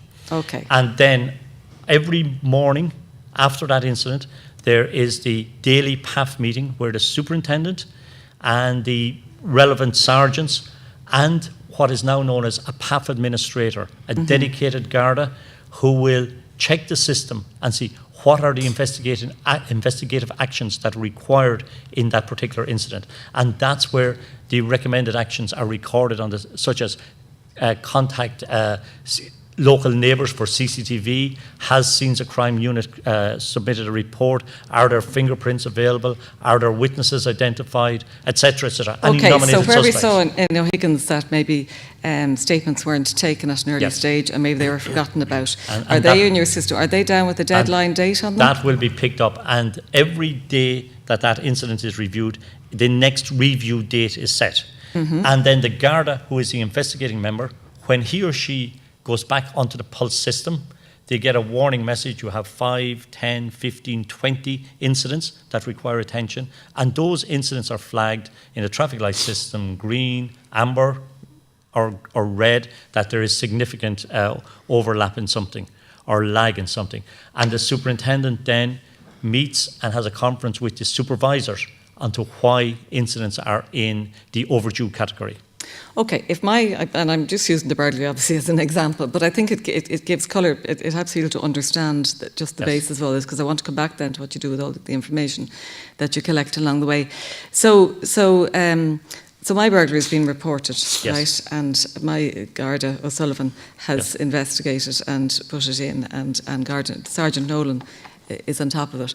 And they both go on a week's holidays at the same time, because they're going on holidays. What happens? What happens my burglary when all sorts of other things are coming up and I'm getting into green light? Garda Sullivan is a pretty good investigator anyway, so I'd be relatively confident of this. But you get my point, because I do understand that incidents are attached to the investigating officer. So when that person goes off roster or on leave or becomes ill, what happens? In addition to what Jack says, there is also the human side of it. The human side of it from the guard's perspective. The detective sergeant in that district monitors the burglaries on a daily basis. In addition to the prosecuting officer or the officer who took the call, he is very keen and very proactive to figure out who did that burglary, because whoever did that burglary is going to do more burglaries, and there probably were more burglaries in the area. There's also a burglary response unit operating outside of the circle of the young guard who called to pick up on the call, and they are actively out to figure out who has done the burglary, and with a view to whether it was the CCTV or whether it was prints. So do you link these incidents together in some way? Oh, absolutely, or the MO, and you will find, and sometimes within 24, 48 hours, a good detective could have an excellent idea who did the burglary. Now, Okay. connecting... Slightly unrelated then, if my neighbour was burgled and nothing was taken, should they bother recording it because you're looking at all of these? Absolutely, because the MO will make the connectivity. If Okay. somebody constantly enters by the window or broke the back door or etc., and we have a very proactive, on the subject of burglaries, proactive burglary strategy since Operation Tor came in. Burglaries are down some 34%. Okay. We have another difficulty that there are recidivist burglars who are doing so many burglaries that sometimes after the nature of a burglary, you can, within reason, depending on the location, nominate 3 or 4 suspects. And the immediate thing to do is to check, is he in or out of prison? And if he's out of prison, you then follow it on. So okay. the young, I'll ask you these questions a bit of my colleagues because I've had the luxury of seeing it. So I do, and I'll short circuit a little bit. I do understand that there's a lot of linkage of information and data and the importance huge work of behind recording. the scenes. Yeah. Okay, but coming back to the Garda activity then. So this is telling us about all guards on the ground and their sergeant see it and the inspector, and it goes up or it goes down into the bottom of the apex, whichever way you want to look at it.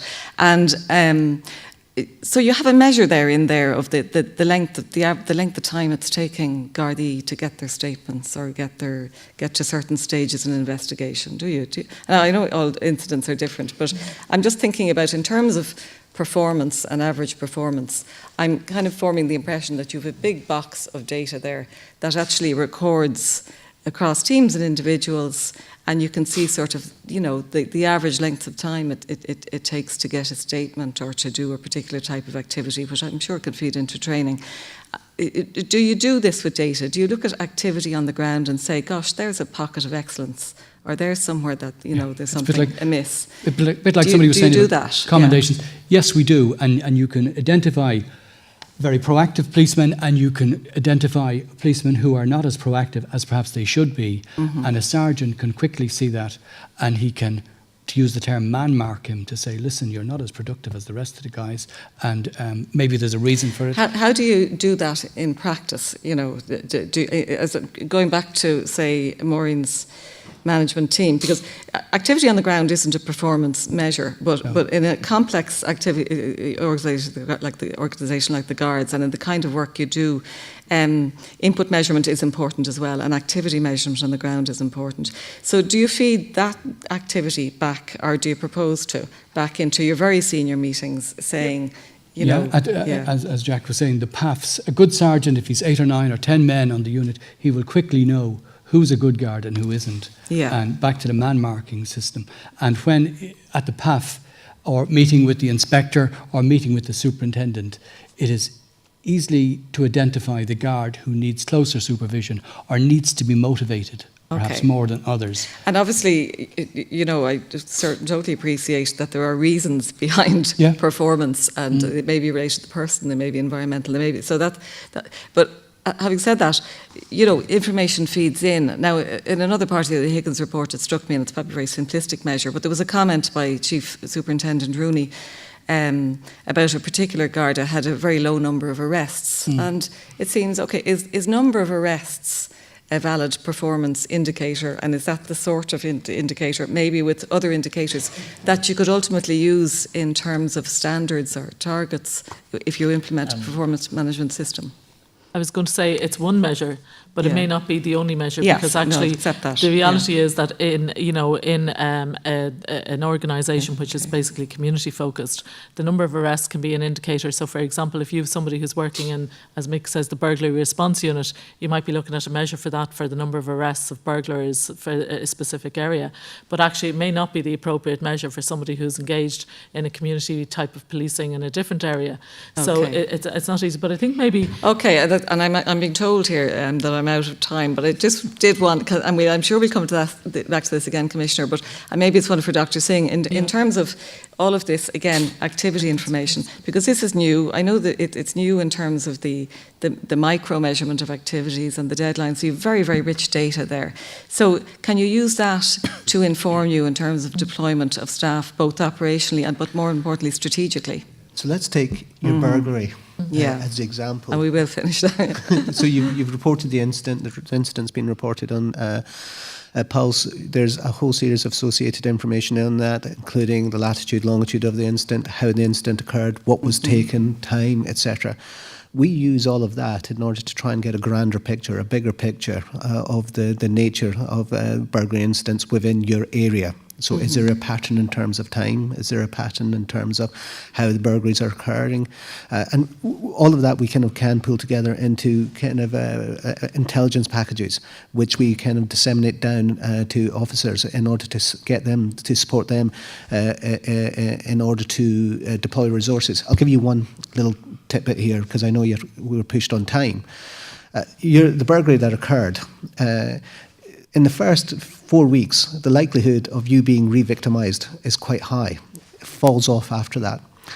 The likelihood of your neighbours being re-victimised also increases.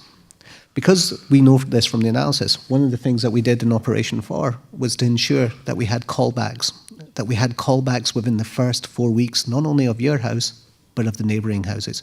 The purpose of those callbacks is to actually highlight crime prevention advice. So there was something from the data, and a piece of analysis from the data, one aspect, and there's numerous other aspects of it as well, that we can look at and we can support, we can kind of flow through into the operational activity. So and it's that not data analysis, how does that practically feed back into the system? I know you've analysts, I think, at district or divisional level. Do they link in with the sergeants? It doesn't flow back into the system per se. So what we do is we draw this information out, and we produce reports, and these reports are then disseminated down to the operational officers.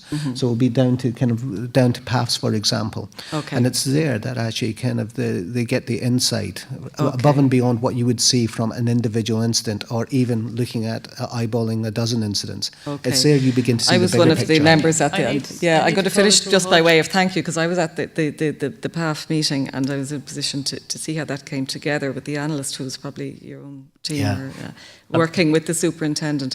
So I think there's great potential. I think we'd be very interested in the future in looking at how that develops. Absolutely, and there's a lot more detail that we can give at PAF meetings, particularly through our analysis service. There's just 2 quick points. But the important thing being the Garda on the ground has to get it in correctly and on time. Is that the message? On time, and get it right first time if at all possible.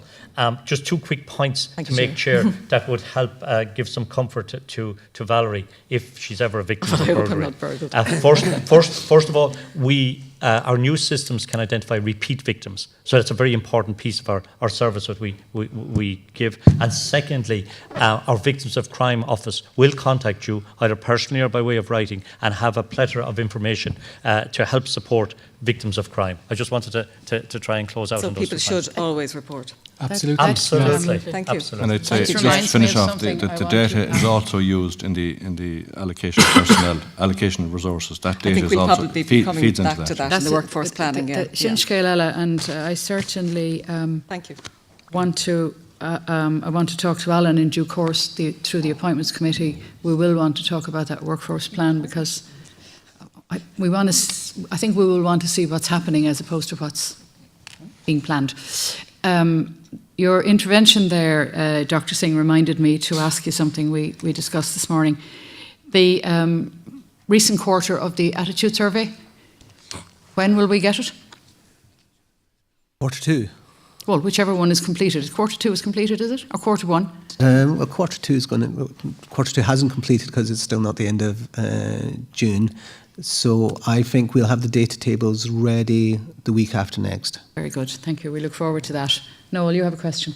Yeah, it's back to the supervision again, and particularly the lessons. And I appreciate, that you've taken us through quite a range. Notwithstanding the current legal restrictions, could I ask that you maybe, as a service, would you examine the potential of acting up into vacant positions right through the management grades, for vacancies because of retirements, maternity leaves, sickness absences, both in terms of ensuring that there's never again a gap in supervision, but also in terms of potentially giving members right through the organisation opportunities for professional development and career enhancement. I understand there are difficulties. I'd be very keen if you could do some evaluation and maybe talk to us at a future meeting about your assessment of the potential or not of such an arrangement, given the complex nature and the 24/7 nature of your organisation, and what we've learned from O'Higgins and from your evaluation and discussion today around supervision and its critical role in the culture change you're trying to bring? Absolutely, and we absolutely no problem whatsoever examining it. We do have some experience of it, and it is very complex, as you say, but certainly we can examine it, and we'll probably have to involve yourselves and probably the department and maybe deeper in it as well, because obviously there are a number of angles to it. I have experience of it in the UK, for example, and I do think it's worthy of examination. Absolutely. Yeah. We've actually already asked the department on your behalf to look at temporary promotions, so we're quite happy to be involved in that one. Pat? Just have one question, Commissioner. First of all, you've answered an awful lot of questions over 3 meetings on the O'Higgins report, and I'm super grateful for that. At the first meeting, private meeting we had in May, I was very, very anxious that you would provide the authority with a written, detailed report response to the O'Higgins report. And we think that would be very, very, very useful. And I must say we're expecting that before now. Now, what would be good to see in that report when it comes would be that each concern, that you address each concern, how is it being addressed and when, and that each recommendation, when is it going to be implemented. So I was hoping we were going to have that report for the last public meetings. I just wonder the current status of the report. It's been finalised, and absolutely the report around the issues is dealt with. As you know, there are a number of individuals affected by the report, and there are a number of legal complexities around finalising that report, and we're having some legal advices on the finalisation of it at the moment. So when do you think we will have it? As soon as absolutely possible, once we have the legal advices and it's been legally pushed. Your best guess is when we would have I would say in the coming weeks. Oh, yes. Thank you. Pat, anybody else?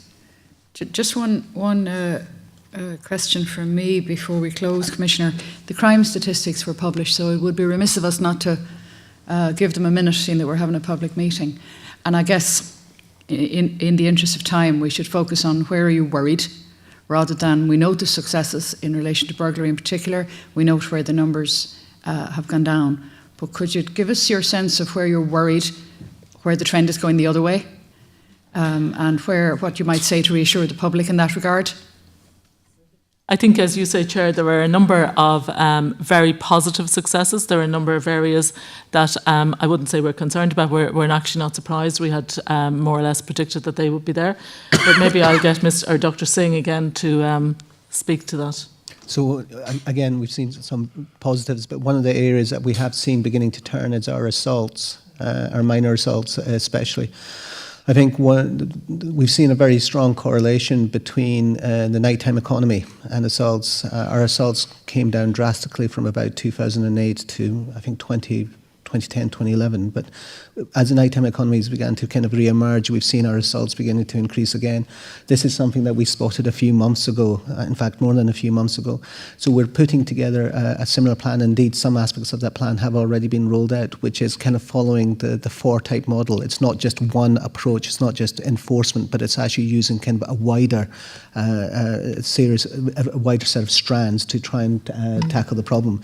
So yes, we've had good successes in burglaries, we've had good successes in terms of kind of thefts. Assaults are the one that we've got our eye on now. And I think, Chair, when we say that we're not surprised, we have various trends and patterns that we identify over time. So actually, this increase in assaults in particular is following a trend that we had, as Gertjan has said, that we had identified. But I think by way of reassuring the community, when we launched Operation Thor, it's an anti-crime strategy. So it's actually, it can be adapted to suit particularly, because we always recognise that there will be shifts and patterns and trends. So actually, as Gertjan has said, we have a plan in place to actually deal with that, linked in with the nighttime economy and collaboratively working with a number of different agencies and the industry as well. I know it's always risky to just look at one quarter, but the other number that's going in the wrong direction is sexual offences. Have you anything similarly reassuring there to tell us? Yeah, I think the sexual offences figure is always very difficult to interpret. So we know that the issue with sexual offences is that there's a relatively low level of reporting. So the variations in the sexual offences could actually be as a consequence of the differences in reporting levels. So we just have to be conscious of that. The variations can also be, for example, if there's a case of historical abuse that's kind of come to light, that could actually also throw the figures off as well. It's one that we are looking at to have a look. The last time we saw kind of a significant rise, it was around cases of historical abuse. So it is that we are actually having a look at that, but it is a figure which I have to say is, we have to be careful, it's difficult to interpret.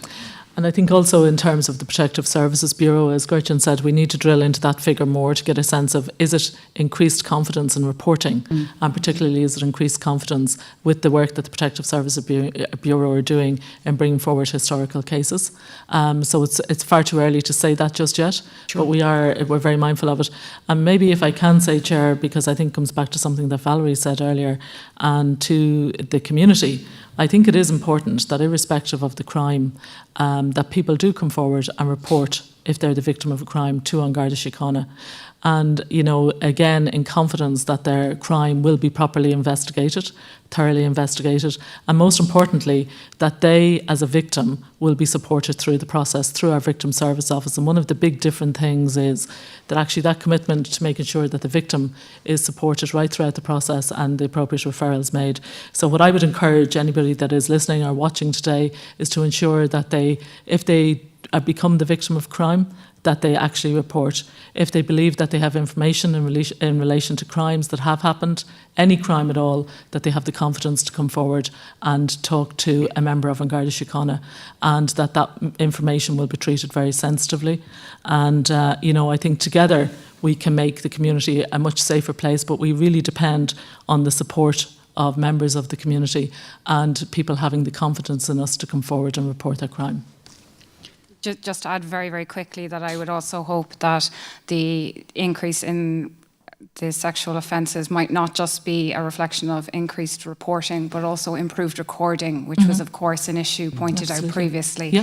And we hope over time that we can validate that. Yeah. And that is something that can give people confidence to report crime in the future. Well, I think that's very important, because I think you're right, Vicky. I think that the accurate recording, and I mentioned in answer to Maureen's question, that's certainly one of the things that we're very focused on in terms of making sure that we deal with that and then following through on the steps that need to be followed in that. Thank you. Sorry, Bob. I was just going to quick. Have the attitude surveys ever interrogated people's willingness to report crimes? Are they unwilling? Okay. It indeed. I think that. Thank you, everybody, for your contribution today. Thank you to the Commissioner and her team, to my own team here.